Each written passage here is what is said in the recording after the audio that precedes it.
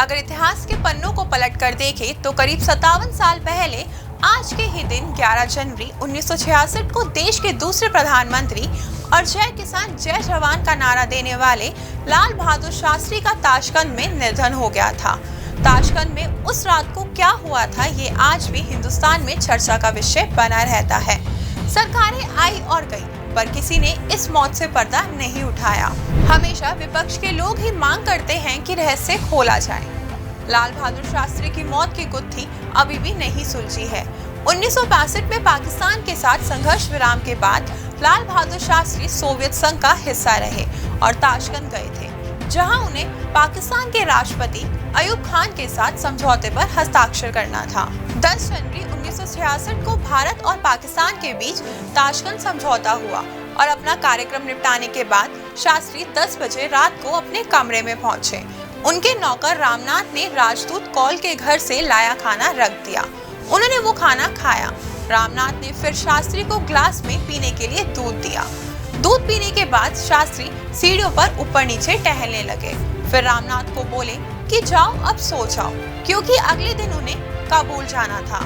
लेकिन रामनाथ ने कहा कि यही फर्श पर सो जाता हूँ, पर शास्त्री ने मना कर दिया और बोले कि अपने कमरे में जाकर सो जाओ।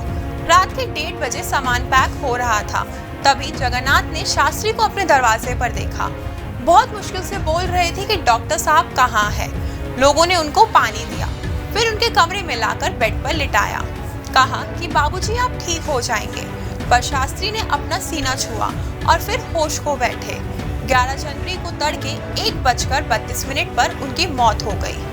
शास्त्री जी की मौत के बाद उनके रिश्तेदारों और उनके जानने वालों ने षड्यंत्र की आशंका जताई थी। कहा जाता है कि शास्त्री जी मौत से आधे घंटे पहले तक बिल्कुल ठीक थे, लेकिन 15 से 20 मिनट में उनकी तबीयत खराब हो गई। इसके बाद डॉक्टरों ने उन्हें इंट्रामस्कुलर इंजेक्शन दिया। इंजेक्शन देने के चंद मिनट बाद ही उनकी मौत हो गई। शास्त्री जी की मौत को साजिश इसलिए भी कहा जाता है क्योंकि उनका पोस्टमार्टम नहीं किया गया था। उनकी पत्नी ललिता शास्त्री ने दावा किया था कि उनके पति को जहर देकर मारा गया है। उनके बेटे सुनील का भी कहना था कि जब शास्त्री जी का शव उन्हें मिला तो उनका पूरा शरीर नीला पड़ चुका था। जब शास्त्री जी के पार्थिव शरीर को दिल्ली लाने के लिए ताशकंद एयरपोर्ट पर ले जाया जा रहा था तो रास्ते में सोवियत संघ, भारत और पाकिस्तान के झंडे झुके हुए थे। शास्त्री के ताबूत को कंधा देने वालों में सोवियत प्रधानमंत्री अलेक्सी कोसिगिन और पाकिस्तान के राष्ट्रपति अयूब खान भी थे। अपनी साफ सुथरी छवि और सादगीपूर्ण जीवन के लिए प्रसिद्ध शास्त्री ने प्रथम प्रधानमंत्री पंडित जवाहरलाल नेहरू के निधन के बाद 9 जून 1964 को प्रधानमंत्री का पदभार ग्रहण किया था। अपने कार्यकाल के दौरान उन्होंने देश में दूध का उत्पादन बढ़ाने के लिए एक राष्ट्रीय अभियान चलाया, जिसे श्वेत क्रांति के रूप में जाना जाता है। साथ ही उनके कार्यकाल में हुई हरित क्रांति के जरिए देश में अन्न का उत्पादन बढ़ा। शास्त्री जी ने ही जय जवान जय किसान का नारा दिया था। 1965 में जब भारत पाकिस्तान के बीच जंग चल रही थी तो अमेरिकी राष्ट्रपति लिंडन जॉनसन ने शास्त्री को धमकी दी थी कि अगर आपने पाकिस्तान के खिलाफ लड़ाई बंद नहीं की तो हम आपको जो लाल गेहूं भेजते हैं उसे बंद कर देंगे। उस वक्त भारत गेहूं के उत्पादन में आत्मनिर्भर नहीं था। शास्त्री को ये बात चुभ गई। उन्होंने देशवासियों को अपील की कि हम लोग एक वक्त का भोजन नहीं करेंगे, उससे अमेरिका से आने वाला गेहूं की जरूरत नहीं होगी। शास्त्री की अपील पर उस वक्त लाखों भारतीयों ने एक वक्त का खाना छोड़ दिया था। देशवासियों से अपील से पहले शास्त्री ने खुद अपने घर में एक वक्त का खाना नहीं खाया और ना ही उनके परिवार ने। ऐसा इसलिए क्योंकि वो देखना चाहते थे कि उनके बच्चे भूखे रह सकते हैं या नहीं। जब उन्होंने देख लिया कि वो और उनके बच्चे एक वक्त बिना खाए रह सकते हैं, तब जाकर उन्होंने देशवासियों से अपील की।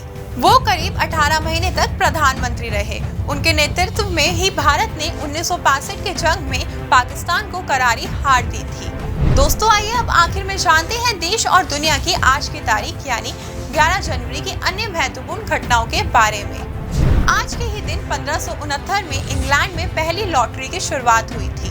वहीं 1922 में डायबिटीज के मरीज को पहली इंसुलिन दी गई थी। साथ ही 1954 में बाल मजदूरी के खिलाफ आवाज उठाने वाले नोबेल पुरस्कार विजेता कैलाश सत्यार्थी का जन्म हुआ था।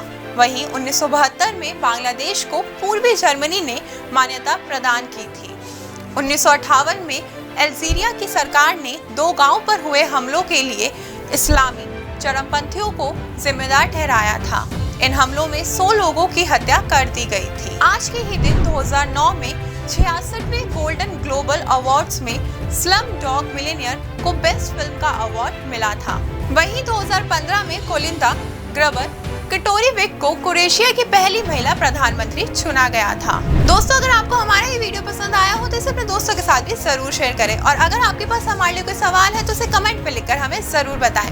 आपसे जल्दी मुलाकात होगी इस सीरीज के अगले एपिसोड के साथ। देखते रहिए प्रभात एग्जाम। नमस्कार।